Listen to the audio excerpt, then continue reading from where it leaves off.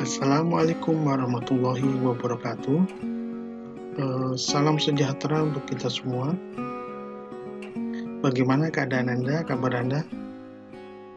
Semoga Anda dalam keadaan sehat walafiat, tidak kurang suatu apapun.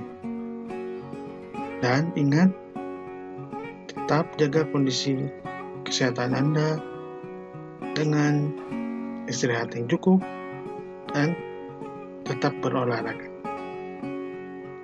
Baik, pada mata kuliah Hukum dan Etika dalam Teknologi Informasi dan Komunikasi kali ini, kita akan melanjutkan perkuliahan kita, yaitu akan membahas masalah aspek-aspek hukum ya dalam pengembangan situs web. Jadi bagaimana Anda sudah siap yang di sebelah situ atau yang di sebelah sana? Bagaimana? Oke ya, siap. Baik, kita mulai perkuliahan kita kali ini dan saksikan atau kita perhatikan slide yang berikut ini. Baik, kita lanjutkan perkuliahan kita. Jadi di sini aspek-aspek hukum yang terkait dengan hukum yang berkaitan dengan pengembangan sebuah situs web.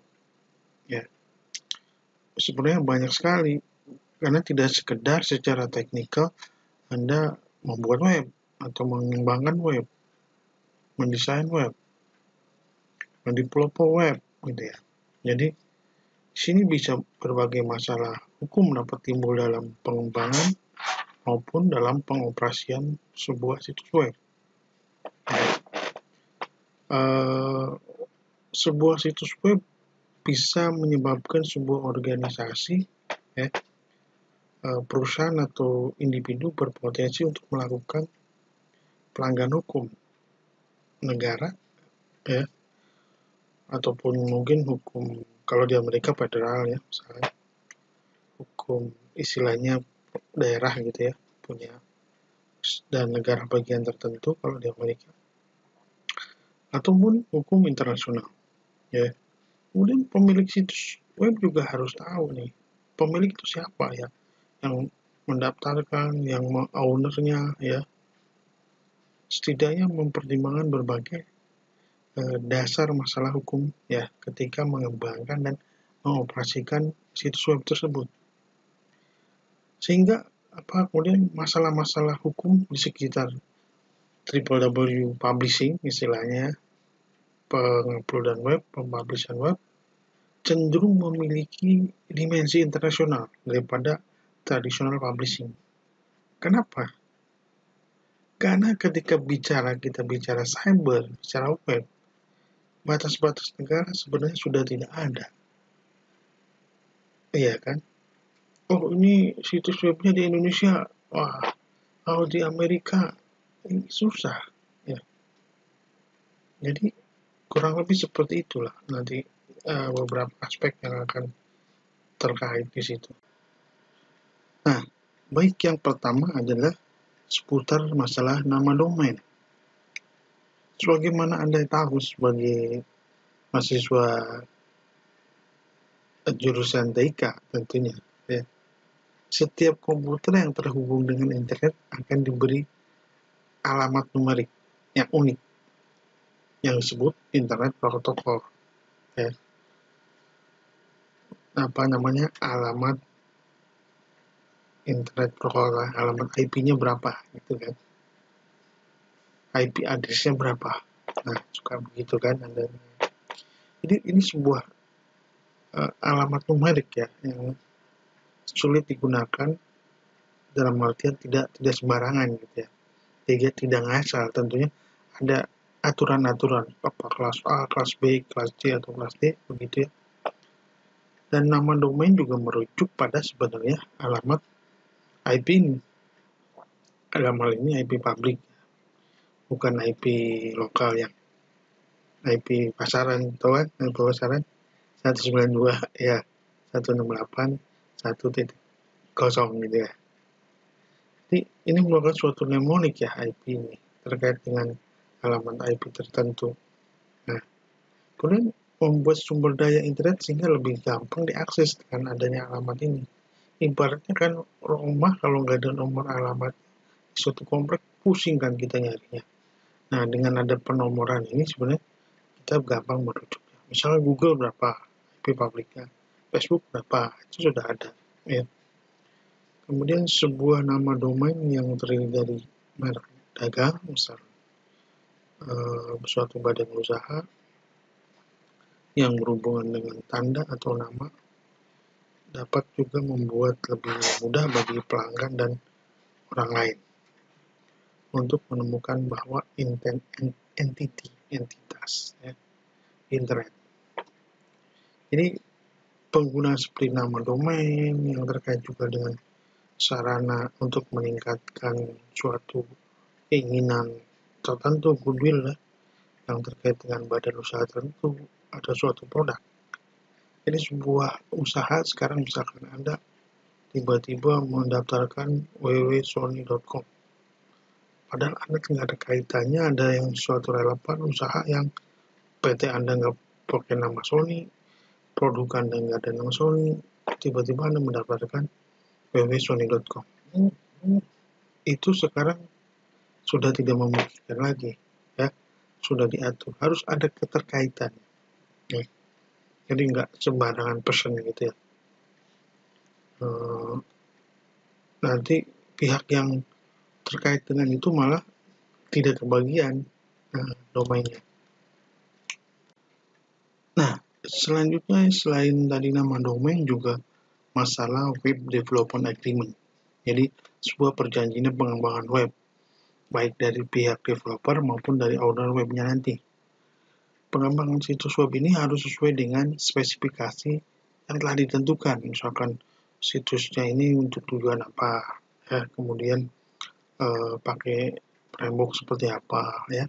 Jadi di mana ini tidak tersedia pada saat dimulainya proyek. Kadang-kadang terlalu global gitu ya, sehingga terlalu detail.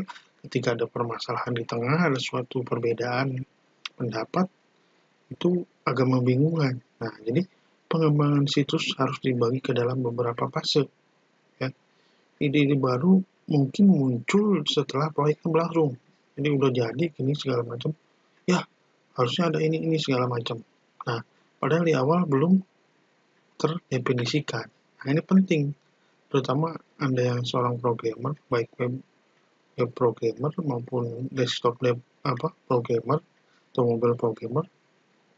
Tentu di kuliah software engineering Anda mengetahui ini ya, atau manajemen proyek TK. Ya. Jadi, oleh karena itu penting untuk memasukkan prosedur untuk menangani perubahan skop suatu proyek atau spek yang ada. Jadi itu boleh nggak diperbolehkan, atau sudah sampai tengah-tengah udah nggak boleh lagi, atau masih fleksibel nanti. Nah, ini harus kita perhatikan, jangan sampai nanti ketika sudah jadi klien Anda mintanya melebihi yang disepakati bersama, ya, nanti ada suatu perbedaan ya, jadi tidak sama. Nah, yang ketiga adalah mendapatkan hak untuk konten. Dalam pengembangan web, konten is king, konten adalah raja. Itu suka disemboyankan begitu slogannya ya. Karena sebuah web yang bagus di awal belum tentu akan tetap dikunjungi kalau konten itu aja. Dari 2 tahun yang lalu seperti itu aja. Mungkin istilahnya udah basi ya. Nah, jadi ini untuk mendapatkan hak untuk konten juga kita harus hati-hati nih melihat. Ya. Setiap konten yang ada di situs, terutama web perusahaan gitu ya, harus ditinjau untuk memastikan bahwa hak-hak penggunaan konten tersebut sudah ada izinnya atau memang dibuat sendiri ya. perusahaan harus memastikan bahwa konten yang sebenarnya dimiliki oleh perusahaan telah memiliki hak penggunaannya. Jadi di dalam hal ini copyright, ya, tugas dan publisitas rilis sudah diperoleh. Misalkan jika sebuah situs web berisi gambar, ya, operator harus memastikan, yang suka ngupload-nguploadnya nih, adminnya harus memastikan bahwa hak-hak situs berisi gambar-gambar, ya tadi yang konten tadi, ya, yang sesuai telah diperoleh di bawah hak cipta, ya, dan bahwa setiap orang yang digambarkan dalam foto itu telah menyetujui penggunaan gambarnya untuk di situs web tersebut. Ya. Jadi dalam hal terjadinya konten yang disiarkan oleh pihak ketiga telah mendapatkan jaminan yang sesuai dengan dan minutes-nya, ya, sesuai dengan spesifikasinya, sesuai dengan perjanjiannya, seperti itu. Nah, baik, selanjutnya yang keempat adalah pemberitahuan dan klaim sebuah situs web. Ya. Jadi situs web perusahaan atau suatu institusi, ya, harus menyertakan pemberitahuan dan halaman disclaimer. Tahu kan disclaimer itu yang sebelum kita biasanya mau memakai produk ada disclaimer-nya, ya, seperti itu. Ini halaman disclaimer itu yang mengatur hak cipta yang berlaku dan tanda pemberitahuan. Misalkan ini konten-konten semua ini berada pada perlindungan hak cipta yang didaftarkan pada Ditjen Haki, gitu. Barang siapa yang menggunakan dengan sengaja ataupun tidak sengaja akan dikenai atau dituntut, gitu, ya. Biasanya suka ada gitu. Nah, jadi disclaimer itu nanti yang mengatur hak cipta yang berlaku dan tanda pemberitahuan, penolakan dan persyaratan lainnya, ya, yang mengenai penggunaannya tersebut. Misalkan disclaimer itu boleh Anda menggunakan asal menyebutkan atau asal tidak digunakan secara komersial, misalnya seperti itu. Ya, misalnya pengunjung harus memperhatikan bahwa informasi yang terkandung di situs tidak boleh diandalkan sebagai nasihat hukum. Ini bukan referensi gitu, cuma sebatas tulisan biasa gitu, ya, misalnya bukan suatu aturan yang jadi referensi gitu, sebagai jadi bukan sebagai aturan hukum, ya, itu hanya sekedar informasi biasa, bisnis atau pajak, dan bahwa operator tidak memberikan jaminan mengenai keandalan dari konten tersebut. Jadi misalkan bila ada suatu kesalahan dari penggunaan konten tersebut, kami tidak bertanggung jawab. Nah, misalkan gitu, ya, kayak gitu kan. Jadi pemberitaan hak cipta mungkin perlu diatur juga nanti dengan cara tertentu untuk memastikan perlindungan di bawah Konvensi Hak Cipta Internasional. Jadi kita sudah meratifikasi Konvensi Hak Cipta Internasional dalam Undang-Undang Hak Cipta. Masih ingat nggak Undang-Undang Hak Cipta nomor berapa? Lupa lagi kan? Ya. Nah, yang kelima itu perjanjian web hosting. Jadi pertama, hosting situs web internal yang paling tepat adalah ketika sebuah perusahaan atau instansi terkonek penuh ke internet, seperti menyediakan akses karyawan ke internet, ada persyaratan tingkat keamanan yang tinggi, ya, security-nya juga dijamin. Jadi di mana perlu untuk membuka server web server, ya, untuk database internal atau sistem untuk mendukung suatu transaksi yang real time, ya, seperti itu. Oke, baik. Masih terkait dengan perjanjian web hosting. Jadi ini biasanya kita sewa hosting luar, ya, karena nggak semua perusahaan atau instansi mampu membuat atau mau maintenance dan mengoperasikan webnya sendiri, ya. Jadi misalnya kita hosting di tempat lain atau hosting eksternal, mungkin lebih murah karena maintenance-nya lebih gampang, tinggal bayar, ya, nggak usah nunjuk seorang admin yang 24 jam bergiliran, ya.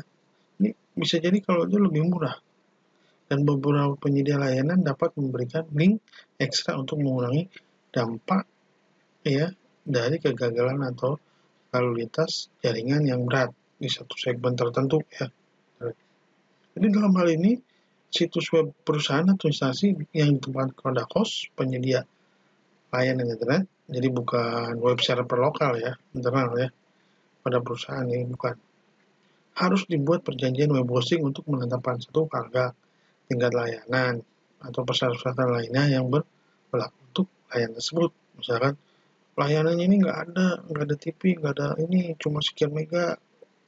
Itu juga yang lokal sama yang internasional gitu misalkan. Perlu di ini juga nih, cermati juga. Masih terkait dengan aspek hukum ya dari pengembangan situs web. Yang kelima yaitu tadi masalah perjanjian web hosting ya. Jadi salah satu masalah yang akan dibahas dalam kesepakatan biasanya ini terkait dengan apakah situs web client adalah untuk menjadikan host pada dedicated servernya atau web server bersama yang memberikan jaminan tingkat layanan yang diinginkan. Jadi ini mau dedicated server atau web server bersama. Biasanya sih untuk yang paket-paket tertentu sebenarnya sih web server bersama. Hanya nanti pembagiannya saja ya seperti itu. Nah, yang selanjutnya yaitu keenam yaitu masalah kebijakan internal. Jadi yang pertama adalah adanya sejumlah alasan yang sah mengapa perusahaan mengizinkan karyawannya untuk memiliki akses ke internet. Ya, termasuk penggunaan email dan pengiriman file. Ya, tentu ini berkaitan dengan tugas dan pekerjaan mereka di perusahaan tersebut ya. Jadi termasuk akses terutama untuk admin server ya. Ini penggunaan untuk memperoleh akses ke berbagai sumber informasi yang ada di perusahaan maksudnya ya. Kemudian penggunaan untuk iklan produk dan digunakan juga untuk perdagangan elektronik ya. Yang kedua adanya juga sejumlah risiko dan pelanggaran yang potensial ya terkait dengan akses karyawan tersebut.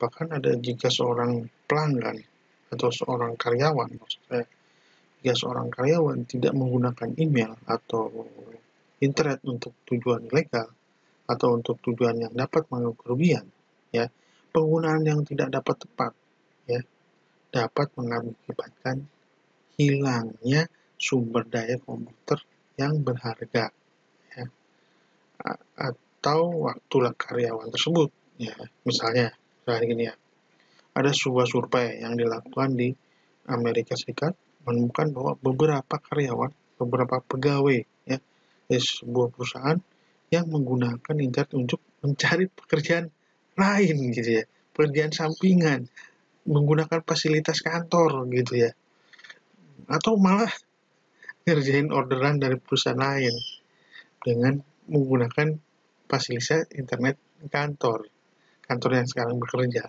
gitu. Secara etika ini agak kurang baik ya, tidak beretika lah. Nah, ini masih terkait lanjutan dari tadi ya, kebijakan internal. Jadi yang ketiga adalah misalnya pernyataan yang berbahaya, memfitnah atau yang lainnya lah, yang dibuat dalam suatu organisasi atau suatu perusahaan ya, yang mengakibatkan kerugian atau kerusakan akan meningkat akibat dari tindakan lainnya. Jadi misalkan dalam kasus Nova Scotia di sini misalkan si majikannya, si ownernya perusahaan harus bertanggung jawab dan didenda sebesar 40.000 US dollar setelah menembak seorang karyawan yang mengirim email negatif terhadap karyawan atau mengenai karyawannya. Nah, ini aspek lain, aspek perpajakan. Ya.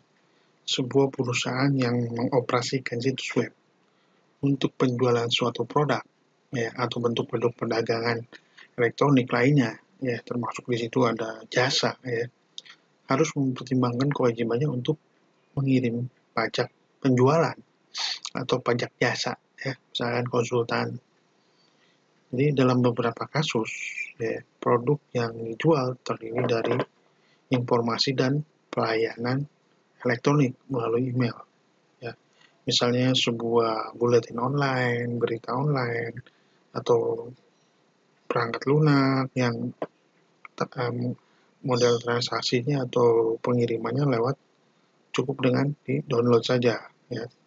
Jadi dalam kasus lain, barang milik pribadi di mana transaksi penjualan melalui internet, ya, tetapi produk fisik dikirimkan ke pembeli melalui jasa mail atau jasa kurir, ya, JNE, dan segala macam. Kenapa? Karena produknya belum bisa didigitalisasi. Yang tadi software bisa digitalisasi, kan produknya juga digital. Musik, e-book, ya, tetapi kan barang-barang lain produk yang belum bisa digitalisasi. Contohnya, Anda beli sepatu, ya, diklik segala macam lewat e-commerce. Kan nggak mungkin di-download ya gambar sepatunya terus simpan di file laptop Anda terus terbuka jadi sepatu kan. Nah, jadi tetap ada jasa kurir, ya. Jadi masih dalam kasus lain, jadi produk yang dibeli melalui internet sebenarnya layanannya sih sebenarnya, bukan fisik barangnya. Saya layanan di Tokopedia, layanan di Shopee, layanan di Bukalapak, ya. Layanannya, karena barangnya sama gitu ya. Jadi sebenarnya nilai tambahnya di situ, edit value-nya. Aspek lainnya yaitu ke-8 ya, terkait dengan privacy pribadi, ya, data privasi. Di kuliah-kuliah awal ya, di pertemuan-pertemuan awal kita telah membicarakan masalah invasi dan privasi dalam dunia cyber. Ya. Jadi dalam hal ini misalkan ada operator situs web perlu menunjang atau meninjau ya. Jadi di sini perlu peninjauan dan mematuhi undang-undang privasi yang berlaku atau standar privasi yang diadopsi oleh perusahaan. Perusahaan yang beroperasi di industri tertentu ya dapat dikenakan persyaratan hukum spesifik sehubungan dengan penggunaan informasi yang diberikan kepada perusahaan. Sebagai contoh, ya, Undang-Undang Konsumen, misalkan Alberta Finansial yang mengatur bahwa informasi keuangan pribadi yang diberikan oleh konsumen untuk tujuan mendapatkan saran tentang atau berinvestasi dalam produk keuangan tertentu hanya dapat digunakan untuk tujuan yang diberikan, kecuali jika persetujuan konsumen. Jadi misalkan begini, informasi mengenai keuangan kita di perbankan tentu tidak semua orang boleh mengaksesnya, hanya pihak tertentu saja boleh, misalkan kepolisian, OJK untuk penyelidikan. Jadi itu juga tidak sembarangan gitu ya. Jadi tidak semua atau di informasi medis tidak boleh rumah sakit mengumbar semua data pasien gitu ya, walaupun diminta sama presiden gitu. Tetap harus menjaga privasi dari pasien tersebut gitu. Nah, aspek-aspek atau permasalahan yang akan timbul ya selain dari yang tadi, yang ke-9 adalah terkait dengan iklan dan promosi. Jadi iklan ini juga sebagai mungkin sumber pendapatan bagi suatu perusahaan, atau di web suatu perusahaan dipasang iklan gitu. Nah, ini perlu dicermati. Kenapa? Setiap materi promosi yang ditempatkan di situs web harus ditinjau dengan tepat. Misalkan ya, ini situs sebuah kampus atau lembaga pendidikan. Mungkin tidak tepat kalau ada tambahan iklan ya terkait dengan misalkan yang berbau misalkan alat kontrasepsi gitu kan. Atau begini, sebuah institusi lembaga pendidikan mengiklankan dirinya di situs-situs judi online gitu kan. Nah, itu juga tidak tepat. Jadi kita harus mempunyai pertimbangan untuk menempatkan iklan dan promosi ini. Jadi aktivitas tertentu bisa saja atau iklan tertentu bisa saja itu legal di suatu negara, tetapi jadi ilegal di negara lain. Misal, ya apa coba? Ya itu tadi judi online. Di negara tertentu misalkan itu ya bebas saja. Tapi di kita sebenarnya nggak boleh itu iklan, walaupun kita tahu ya banyak sekali situs-situs itu, atau misalkan yang terkait dengan pornografi. Di Indonesia nggak boleh, ya. Ya, Anda masih, tapi Anda pernah lihat-lihat juga kan ya. Nah, jangan nggak usah dibahas itu ya. Tapi di negara tertentu, misalnya di Amerika, itu tidak melanggar hukum, asal dia sudah cukup umur di atas 18 tahun. Pornografi itu sesuatu yang legal. Ya. Tetapi di Indonesia tidak mungkin itu, atau tidak ada. Itu ilegal kalau ada materi-materi seperti itu. Ya. Nah, selanjutnya yang 10 yaitu adalah fasilitas interaktif. Ya. Contoh penggunaannya, jadi penggunaan fasilitas interaktif atau misalkan ada diskusi di suatu web, forum, semacam gitu ya. Mungkin menarik jika pengguna tidak menempatkan pesan untuk memfitnah, untuk ujaran kebencian dan lainnya. Jadi fasilitas diskusi yang akan digunakan dianjurkan pengguna untuk mendaftarkan diri dulu, registrasi ya. Dan identitasnya itu harus diverifikasi oleh email ya. Karena bisa jadi hanya cuma menyantumkan email saja, email sembarangan, terus belum tentu email itu email aktif gitu ya. Sehingga harus ada verifikasinya. Nah, sebelum mereka itu diberikan akses, jadi ini semacam registrasi dulu ya. Paling enggak untuk meminimalisir hal-hal tadi ya, ujaran kebencian dan segala macam. Atau sebuah organisasi lain yang berfungsi untuk memfasilitasi atau sebagai fasilitator ya, yang menyeleksi setiap pesan yang dikirim oleh pengguna sebelum pesan tersebut diakses oleh masyarakat umum. Kalau semua forum diskusi, jadi ada adminnya lah yang memfilter itu boleh di approve, boleh tampil atau tidak. Nah, jadi seperti itu. Nah, yang 11 ini terkait kerahasiaan. Ya, beda tipis dengan privacy sih. Operator dari situs web harus memperingatkan pengguna mengenai masalah kerahasiaan ini, kecuali yang dilindungi menggunakan enkripsi. Ya. Informasi ditransfer melalui internet dapat disadap, ya, dapat bocor. Ya. Email umumnya tidak aman, ya walaupun kita bilang bahwa itu sudah pakai pengamanan sekian-sekian. Nah, sekarang kalau di servernya bisa jebol, ya, jadi email umumnya memang tidak aman dan tidak boleh dimanfaatkan untuk bertukar informasi rahasia.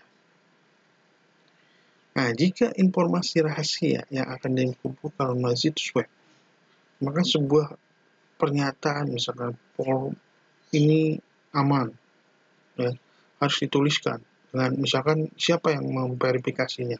Misalnya kalau Anda transaksi kartu kredit kan misalnya ada VeriSign, ada sistem OTP dan segala macam ya. Jadi fasilitas semacam tadi untuk memverifikasi ya,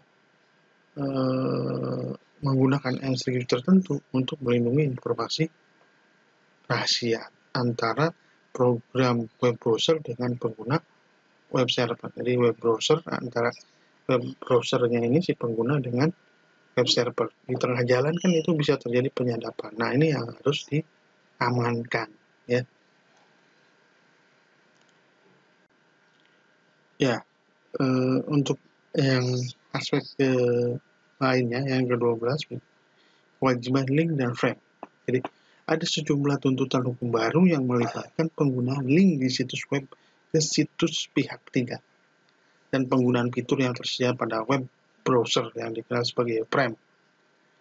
Ini fitur ini yang disediakan dalam versi terbaru dari program browser web memungkinkan layar untuk dipecah menjadi beberapa jendela atau frame. Ya, biasanya ini bentuknya pop-up, gitu ya. Frame ini itu dapat diinstruksikan untuk memuat bahan dari situs web. Penggunaan yang tidak tepat dari teknologi frame mungkin akan mengurangi nilai transaksi atau bahkan membingungkan. Jadi semacam pop-up-nya terlalu banyak itu frame-frame seperti itu. Nah, selanjutnya aspek yang terkait dengan masalah hukum, ya, isu-isu hukum dalam pengembangan situs web, yaitu persetujuan online atau kontrak online lah sebenarnya. Kontrak online dapat digunakan untuk lisensi jenis konten tertentu atau mendukung transaksi online. Jadi, meskipun masalah keberlakuannya belum disahkan oleh pengadilan, cara-cara tertentu penataan kontrak online dapat meningkatkan sebuah keberlakuan transaksi. Ya, di Indonesia telah diatur dalam Undang-Undang ITE. Ya. Misalkan penting bahwa pengguna diperlukan untuk menelusuri istilah-istilah yang digunakan sebelum disetujui dan dengan pilihan kontrak penerimaan. Biasanya kan ada pasal-pasalnya ya, istilah-istilahnya itu dijelaskan dan itu harus disepakati bersama seperti itu. Ya, yang terkait dengan isu hukum dalam pengembangan situs web.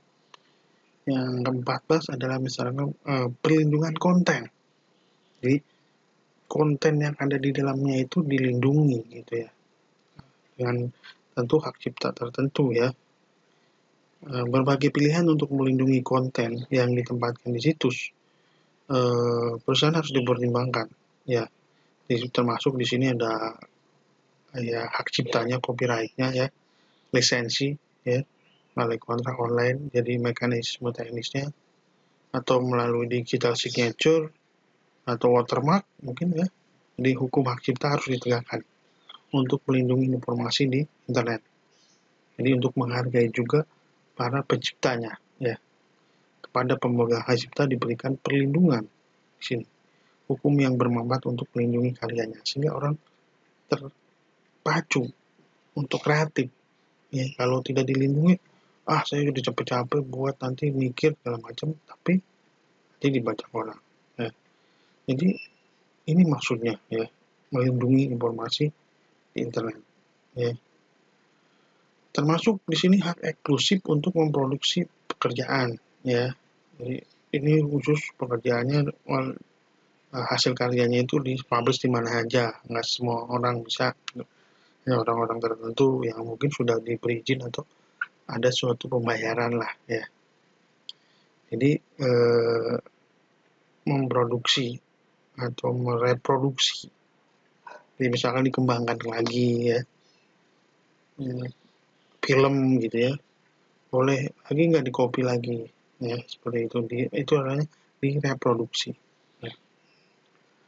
ya, baik seluruhnya atau sebagian. Jadi ini sebagian dari bagian film misalnya, atau bagian dari aplikasi yang akan dikembangkan, modul tertentu saja ya. Jadi itu contohnya ya.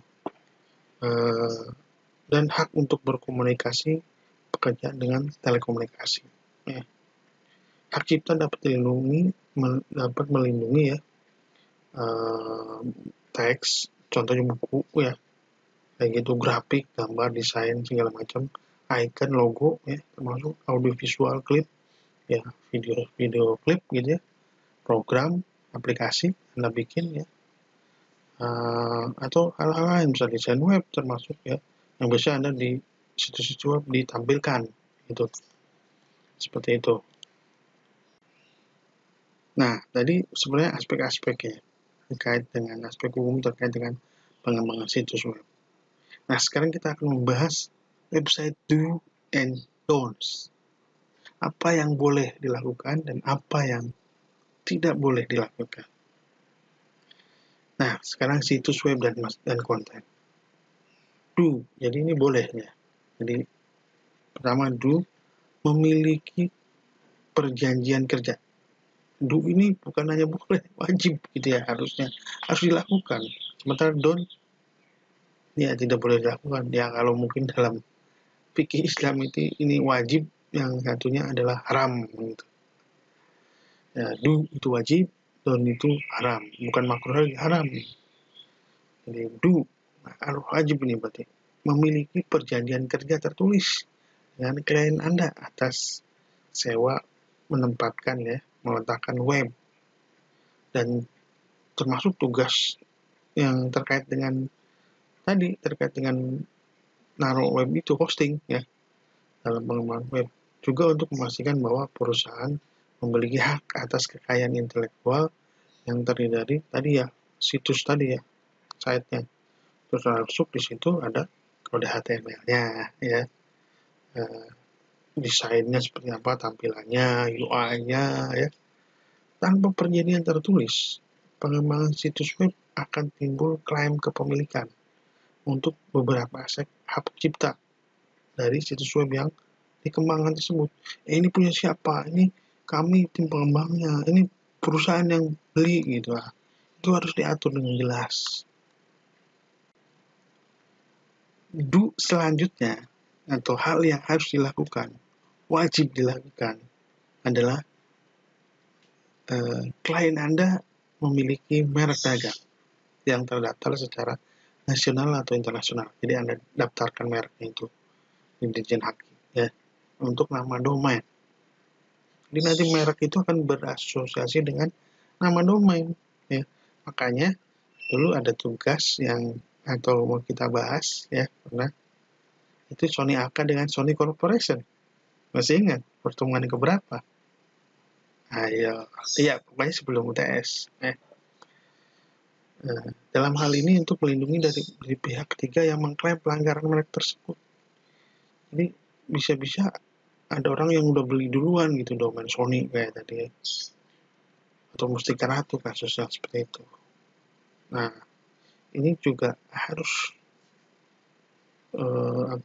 dilakukan. Karena di kemudian hari akan menimbulkan masalah kalau tidak dilakukan. Nah, yang selalu harus dilakukan lagi yaitu wajibnya, berarti wajib. Ingat gitu ya. Klien memiliki ulasan atau informasi konten web yang akurat. Jadi praktek periklanan yang benar, maksudnya ya advertising-nya yang benar, kategorinya ya, tidak menebar kebencian, tidak menimbulkan hal-hal yang terkait dengan sara, ya. Hak kekayaan intelektual yang sesuai dengan peraturan yang berlaku. Di copyright-nya yang betul, ya. Hak ciptanya sudah terdaftar, ya, pada Dirjen Haki, seperti itu. Nah, kalau tadi kita bicarakan do alias apa? Wajib. Nah, kalau ini don't, do not, ya, atau haram. Ya. Jadi klien tidak berasumsi bahwa tidak apa-apa untuk menyalin isi dari ya situs web lainnya. Jadi ambil aja dari sana kopas gitu ya. Nah ini beresiko sih sebenarnya seperti ini. Jadi ini janganlah dilakukan ya, kecuali ada izin ya. Jika klien Anda tidak ingin membuat konten mereka sendiri ya, maka mereka perlu lisensi isi dari orang lain, izin dari orang lain ya. Jadi meskipun ada ketentuan fair use di bawah Copyright Act ya, atau di Indonesia juga ada tentang hak cipta ya. Jadi ini di Amerika Serikat juga ada lisensi untuk mendistribusikan. Jadi ada yang didapat lisensi untuk mendistribusikan, mengubah, mempublikasikan atau sebaliknya. Ya. Di situnya misalkan kayak Linux itu udah bukan hanya free lagi, itu udah open source, jadi boleh merubah ya, seperti itu. Jadi menggunakan konten berlisensi serta memberikan pernyataan jaminan ganti rugi untuk pemberi lisensi tersebut, atau mungkin bisa gratis kalau secara perjanjiannya tidak digunakan untuk kepentingan komersil, misalkan ada yang boleh menggratiskan juga gitu ya. Nah, ya, baik. Do yang lain atau hal yang wajib dilakukan yang lainnya adalah klien harus mendaftarkan semua nama domain level atas dan extension level kode negara internasional. Ya, contohnya apa? Ya, .id kalau di Indonesia gitu, level kode negara internasional itu. Domain level atas apa? Domain utama, contoh kayak pnj.ac.id. Ya, berarti pnj top domain level atau domain level atasnya, TLD-nya. Di bawah itu kan ada anak-anaknya, subdomain. Contoh, kalau si penerimaan mahasiswa baru adanya di penerima.pnj.ac.id atau apalagi penelitian ya, penelitian.pnj.ac.id, edom ya, dan segala macam seperti itu. Yang lain adalah klien, maksudnya klien memiliki hak cipta dengan kantor hak cipta ya. Di Indonesia ya tentu dengan hak cipta Indonesia untuk mengantisipasi klaim pelanggaran hak cipta. Karena gini ya, hak cipta itu walaupun misalkan A dan B sama-sama membuat bareng gitu ya, di suatu beda tempat gitu ya, tanpa mereka janjian atau gimana, si A itu sudah menyelesaikan pada bulan April ya, tapi dia tidak langsung mendaftarkan meregister, sementara si B itu baru selesai di bulan Mei. Nah, si A yang April itu dia Januari baru mulai, selesai bulan April, tapi dia tidak tidak mendaftar. Nah, sementara si B ini baru dimulai aplikasinya itu mengerjakan bulan Februari, selesai di bulan Mei misalnya. Kemudian akhir bulan Mei dia mendaftar ya. Sementara si A itu baru 3 bulan kemudian, April berarti Juli daftar. Ketika didaftarkan ternyata sudah ada yang mendaftarkan hal seperti ini persis sekali. Nah, maka yang diakui ya tetap si B. Jadi Anda punya aplikasi apapun, kalau mau dilindungi hak-haknya, cepat-cepat daftar. Ya. Jangan kelamaan, nanti bisa di keduluan daftar orang lain. Dan itu yang jadi sah yang pertama kali daftar. Ya, yang selanjutnya ada do atau yang harus dilakukan adalah klien memiliki posting pengajuan dari pihak ketiga ke situs web. Jadi syarat dan ketentuannya misalnya ada tertera tersendiri ya.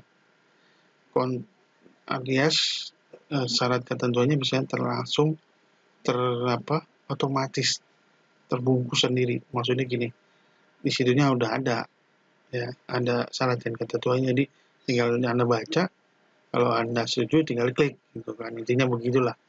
Artinya dengan mengklik itu Anda sudah setuju gitu. Ya setuju atau batal ya nggak jadi gitu kan. Nah, atau setuju ya berarti Anda juga menyetujui perjanjiannya atas, biasanya kalau install software seperti itu ya. Jadi konten pihak ketiga muncul pada situs web di tempat-tempat seperti bulletin, chatroom, itu yang kadang-kadang bisa berisi atau suatu pencemaran nama baik, pelecehan, pelanggaran hak cipta, atau pelanggaran hak dagang, atau sebab-sebab lainnya lah ya. Nah, selanjutnya yang do not atau tidak boleh, haram ya.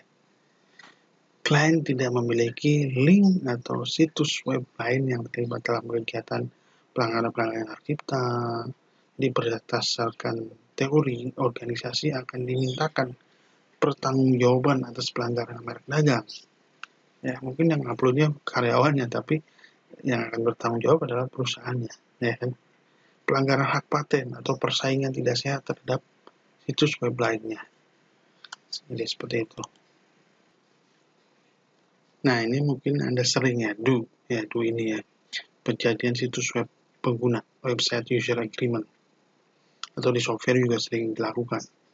Do atau harus dilakukan, wajib dilakukan, yaitu klien memiliki posting click wrap atau term and condition agreement.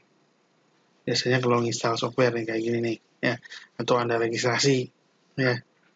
Jadi isinya adalah untuk sebenarnya mengikat pengguna situs. Jadi sebuah click word atau term condition agreement ya adalah sebuah layar kondisi ya pengguna harus mengklik saya setuju atau ya kata-kata yang lainnya lah mungkin setuju agree ya kayak gitu ya sehingga kata-kata untuk mendapatkan akses ke situs tersebut dan menyelesaikan transaksi sehingga resiko yang terjadi akibat transaksi tersebut bisa jadi tidak ditanggung ke si pemilik web begitu biasanya.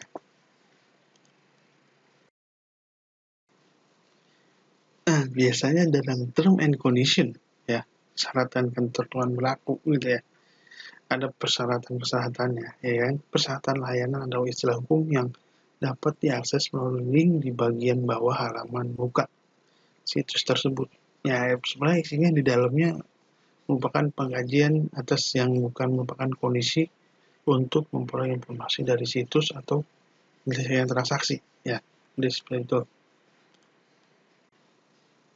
Nah ya selanjutnya lainnya yaitu yang harus Anda lakukan ya klien memiliki pemberitahuan hak kepemilikan penolakan tanggung jawab dan garansi untuk situs penolakan menghubungkan larangan framing tadi ya framing itu kayak semacam pop-up klik atau begitu keluar new tab lagi gitu ya pernyataan mengenai hukum yang mengatur dan yurisdiksi perselisihan misalnya nanti kalau ada perselisihan maka akan diadakan di pengadilan negeri mana gitu kan tergantung letak sebenarnya kalau di Indonesia letak di mana kantornya ya kalau ini kaitannya dengan perusahaan kalau pribadi kan kejadiannya pernyataan mengenai hukum yang mengatur yurisdiksi dan perselisihan tadi ya di wilayahnya biasanya ada ya pengadilan mana yang berhak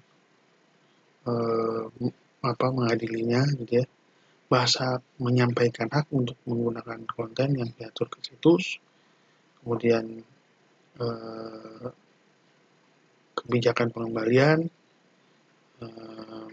dan bila ada aturan untuk permainan atau undian misalkan di situ ada undian ada game bagaimana ya larangan menggunakan situs ini untuk pengirim hal-hal yang berkaitan dengan pornografi atau materi yang melanggar hukum dan aturan lain misalkan terus kemudian ada chatroom dan lain bila ada ini sebagai contoh saja yang kalau bila ada itu ya tidak semuanya harus ada gitu ya nah yang selanjutnya ini do not tidak boleh haram gitu ya klien tidak memiliki posting tentang kebijakan-kebijakan yang tidak sesuai dengan aturan umum sebuah website jadi aneh-aneh gitu ya yang memberatkan yang kayaknya nggak masuk akal gitu nah itu juga jangan dilakukan karena nanti orang tidak akan pakai webnya gitu kan kalau tidak masuk akal oke ya selanjutnya adalah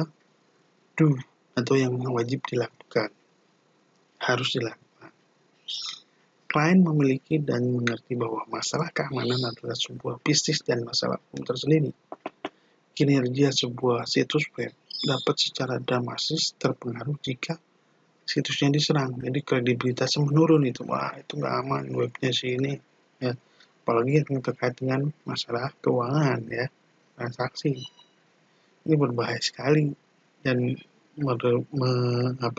menurunkan reputasi perusahaan jadi dalam bisnis to business B2B ya, mitra bisnis memerlukan jaminan bahwa jaringan mereka dilindungi dari hacker ya dan sejenisnya lah ya jadi dalam model bisnis to pelanggan bisnis to customer ya pelanggan perlu yakin bahwa transaksi dengan kartu kredit atau dengan mode transaksi lainnya aman ya seperti itu